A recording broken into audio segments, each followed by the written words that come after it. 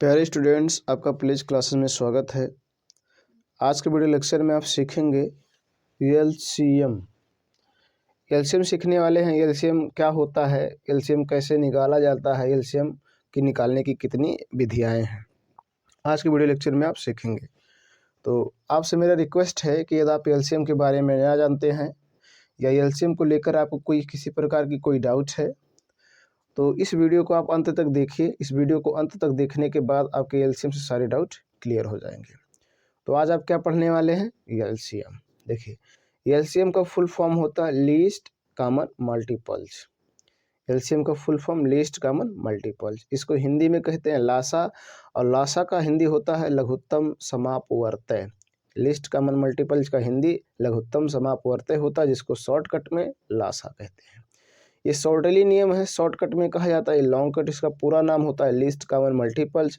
इसी प्रकार लासा का भी पूरा नाम होता है लघुत्तम समापवर्तय। ठीक, अब ये बात आती है कि यदि आपसे कोई पूछ ले कि एलसीएम होता क्या है, बताओ एलसीएम किसे कहते हैं, एलसीएम किसे कहते हैं। तो देखिए, आपके सामने लिखा हुआ है, वह छोटी से छोटी संख्या जो दी हुई संख्याओं से विभाजित हो जाए उसे उन संख्याओं का लासा कहते हैं। वह छोटी से छोटी संख्या, एचसीएफ में आपने क्या पढ़ा, बड़ी से बड़ी। एलसीएम में क्या है, छोटी से छोटी। छोटी से छोटी संख्या, देखिए छोटी से छोटी संख्या, ऐसी छोटी से छोटी संख्या होनी चाहिए जो दी हुई संख्याओं से विभाजित हो जाए।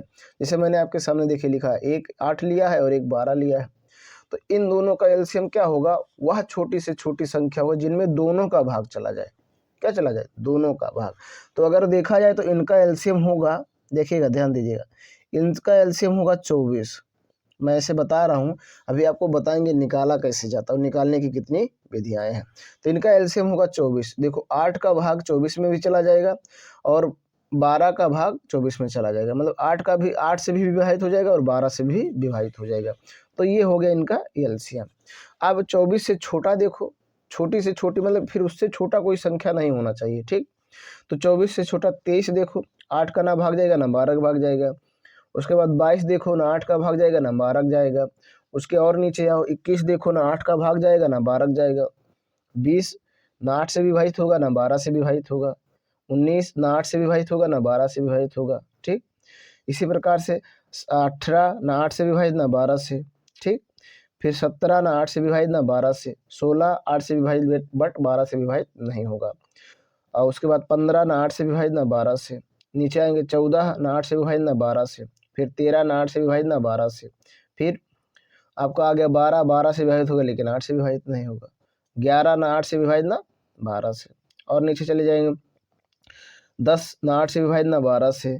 9 ना 8 से विभाजित ना 12 से। 8 से विभाजित लेकिन 12 से विभाजित नहीं होगा। अब इसमें सबसे छोटी संख्या 8 है, तो 8 से नीचे जाएंगे तो विभाजित तो ऐसे ही नहीं होगा। ठीक, तो वह छोटी से छोटी संख्या कौन है, 24 है, जो 8 से विभाजित हो जाएगा और 12 से भी विभाजित हो जाएगा। तो ये हो गया इसका एलसीएम। तो बात समझ में आ गया होगा कि छोटी से छोटी का मतलब क्या है। छोटी से छोटी का मतलब कि फिर उससे और छोटा कोई संख्या ना रह जाए जो दी गई संख्याओं से कट जाए। दोनों है तो 2 से, 3 है तो तीनों से, 4 है तो चारों से, 5 है तो 5, मतलब जितनी संख्याएं सबसे कटना चाहिए। इसी प्रकार ये देखिए 10 और 15 लिखा है, तो इनका एलसीएम देखिए क्या होगा, इनका एलसीएम आपका होगा 30। क्या होगा, 30। 10 का भी भाग 30 में चला जाएगा, 15 का भी भाग 30 में चला जाएगा, अर्थात 10 से भी विभाजित हो जाएगा 30 और 15 से भी विभाजित हो जाएगा 30। तो इनका एलसीएम 30 होगा। इसी प्रकार इनको भी आप चेक कर सकते हैं जैसे इनको चेक किए। तो ये होता है एलसीएम और ये होता है एलसीएम का मतलब। ठीक, वह छोटी से छोटी संख्या, तो छोटी से छोटी रहे, छोटी से छोटी, फिर उससे छोटा अगर कोई संख्या और आ रहा है जो दी गई संख्याओं से विभाजित हो जा रहा है, तो इसका मतलब आपका एलसीएम रॉन्ग है, गलत है, सही नहीं है। ठीक है, तो इस प्रकार से आपको समझना है। ठीक, अब देखेंगे एलसीएम निकालने की कितनी विधियाएं होती है। तो एलसीएम निकालने की प्यारे स्टूडेंट्स 3 विधियाएं होती है। एलसीएम निकालने की 3 विधियाएं, आप कितने पढ़े होंगे, 2। एलसीएम निकालने की 3 विधियाएं होती हैं। तो यहाँ देखिए मैं लिख रहा हूँ, एलसीएम निकालने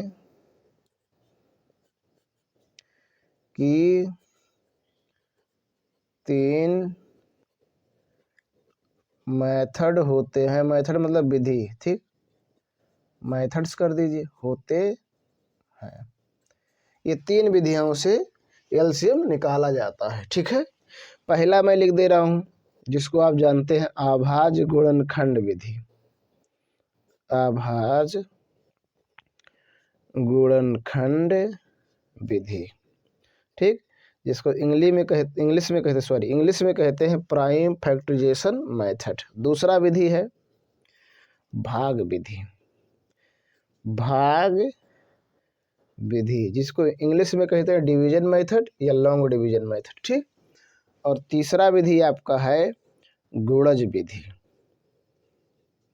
गुणज, ये जा रहेगा गुणज विधि, ठीक। ये 3 विधियां होती हैं, इसको इंग्लिश में कहते हैं मल्टीपल्स मेथड। तो एलसीएम निकालने की 3 विधियां, आभाज्य गुणनखंड विधि, भाग विधि और गुणज विधि। तो अब इन्हीं को सीखेंगे, आभाज्य गुणनखंड विधि को, भाग विधि को और गुणज विधि से एलसीएम कैसे निकाला जाता है, ठीक। प्यारे स्टूडेंट्स, आपके सामने पहला टॉपिक है आभाज्य गुणनखंड विधि, अर्थात आभाज्य गुणनखंड विधि से आप एलसीएम कैसे निकालेंगे ये सीखेंगे।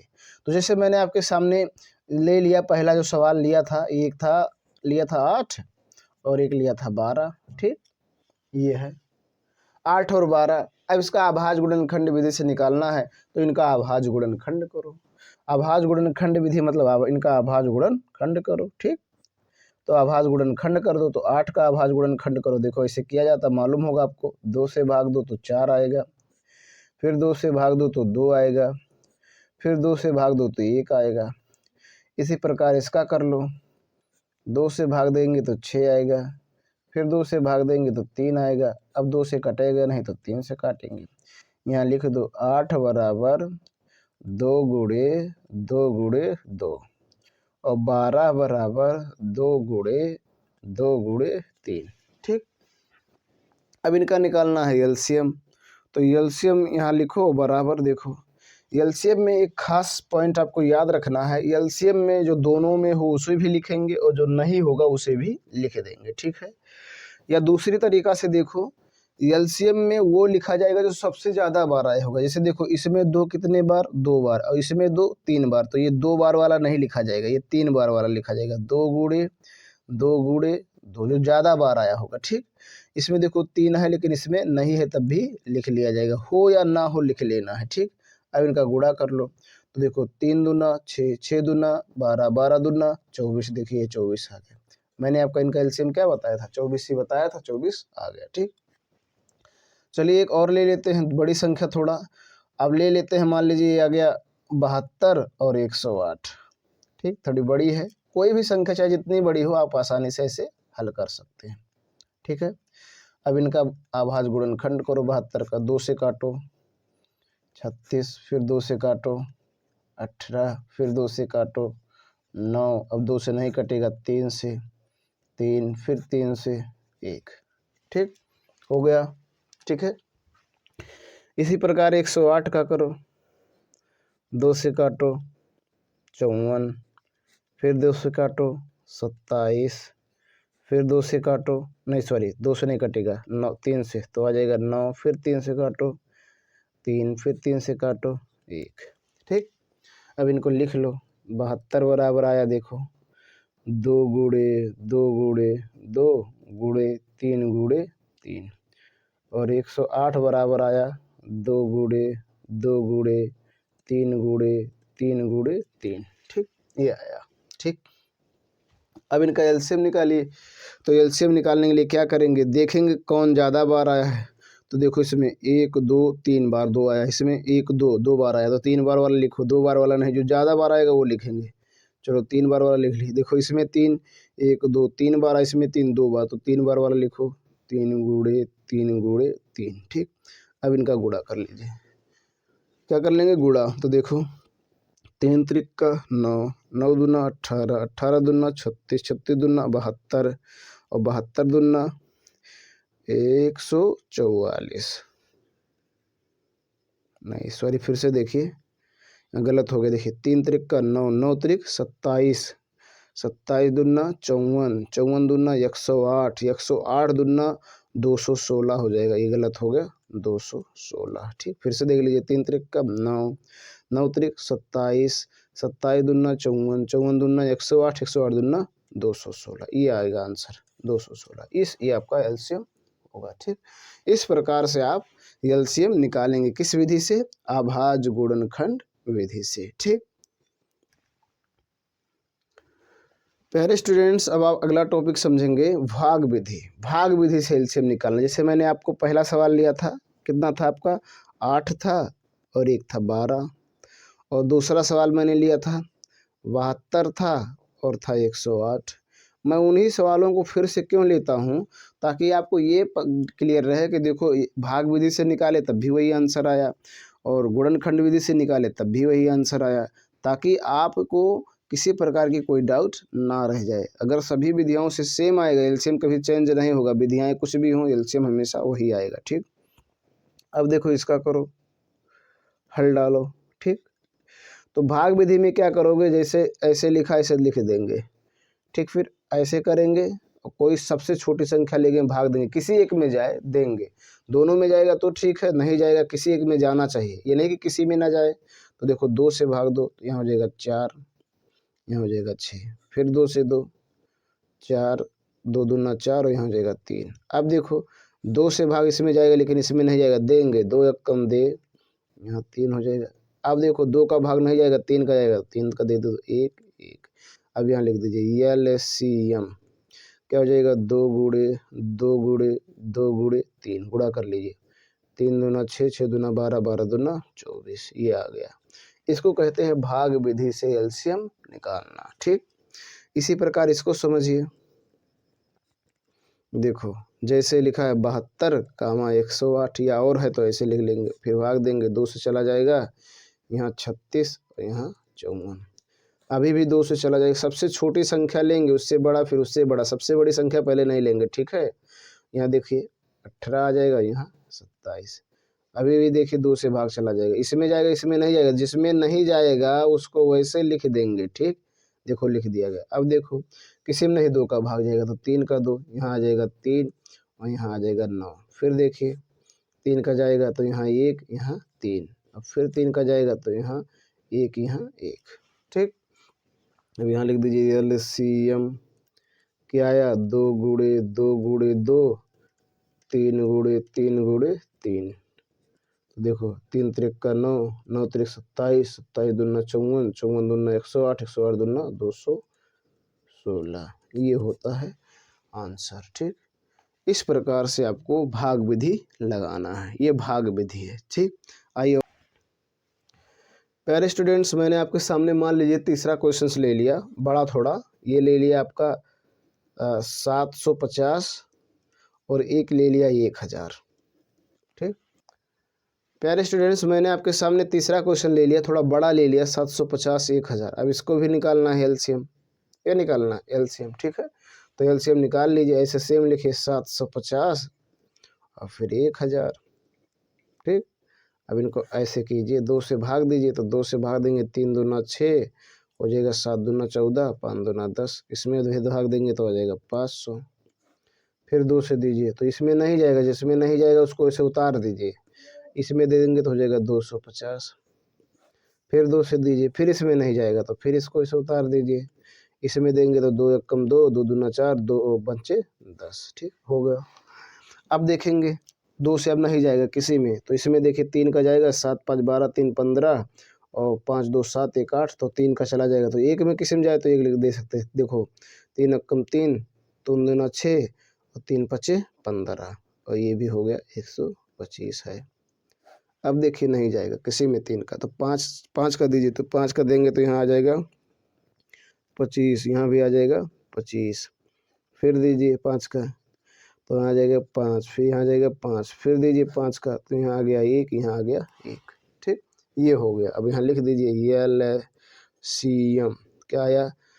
2 गुणे 2 गुणे 2 गुणे 3 गुणे 3 गुणे नहीं सॉरी 3 1 बह रही 5, 5 गुणे 5 गुणे 5 ये हो गया। देखो 2 3 बार, 3 1 बार और 5 3 बार, तो गुणा करो 5 25 5 125 125 तियाँ 375 और 375 दूना 750 750 दूना 1500 1500 दूना 3000।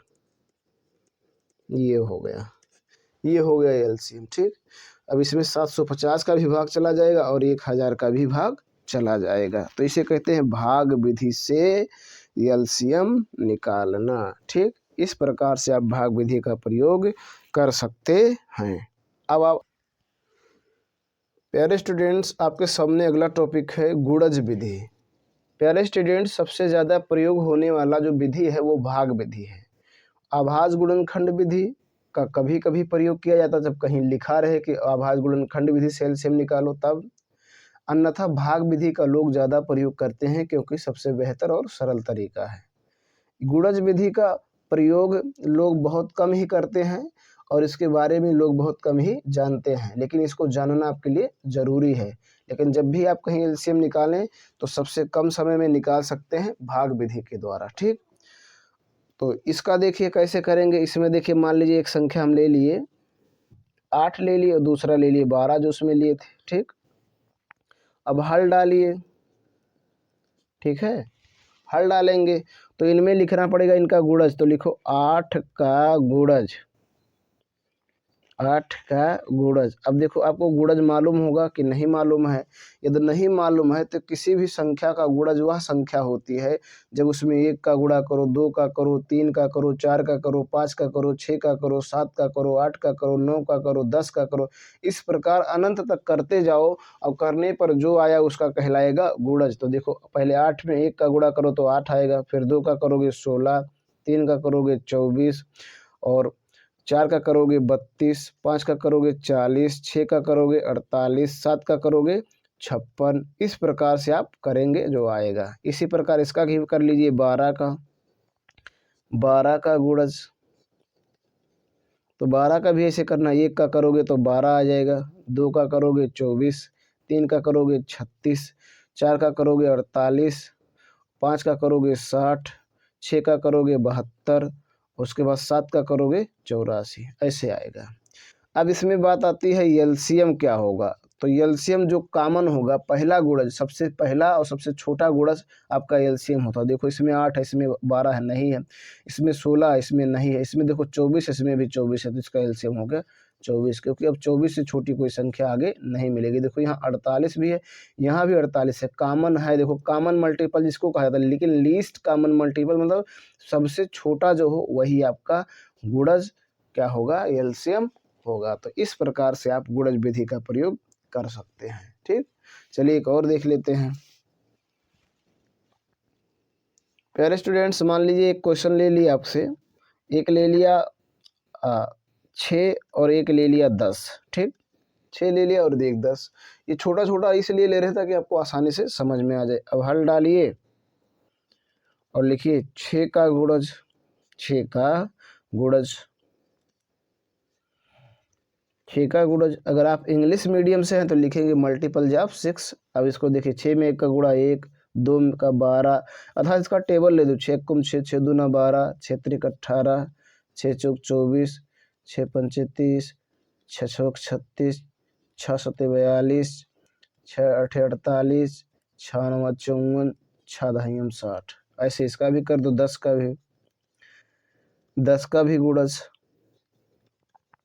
करो तो हो जाएगा 10 कम 10, 10 दूना 20, 10 तिया 30, 10 चौक 40, 10 पचे 50, 10 छक 60, 10 सत्ते 70, 10 अठे 80, 10 नवाए 90।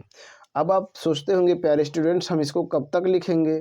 तो इसका गुणज हम जब तक लिखेंगे तब तक हमें कॉमन गुणज मिल ना जाए। अगर मिल जा रहा है पहले ही तो हमें ज़्यादा लिखने की ज़रूरत नहीं है, लेकिन अगर नहीं मिल रहा है तो लिखना पड़ेगा जब तक मिल ना जाए। ठीक, तो अब देखो इसमें 6 है, इसमें 6 नहीं, इसमें 12 है, इसमें नहीं, इसमें 18 इसमें नहीं, इसमें 24 है, इसमें नहीं है।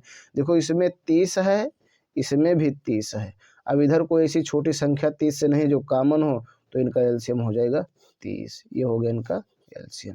इस प्रकार से आप गुणज विधि का प्रयोग करके एलसीएम निकाल सकते हैं। ठीक, तो प्यारे स्टूडेंट्स, मैं आशा करता हूँ कि आपको एलसीएम निकालना आ गया होगा और ये भी समझ गए होंगे कि एलसीएम होता क्या है, एलसीएम की परिभाषा क्या होती है, एलसीएम का फुल फॉर्म क्या होता है और एलसीएम निकालने की कितनी विधियाएं होती हैं।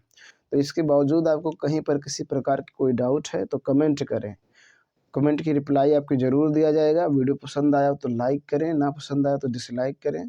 चैनल पर पहली बार आए हैं तो सब्सक्राइब करें, बेल आइकन प्रेस करें, लेकिन नोटिफिकेशन में ऑल दबाएं ताकि जो मैं वीडियो अपलोड करूं उसका नोटिफिकेशन आपको मिलता रहे।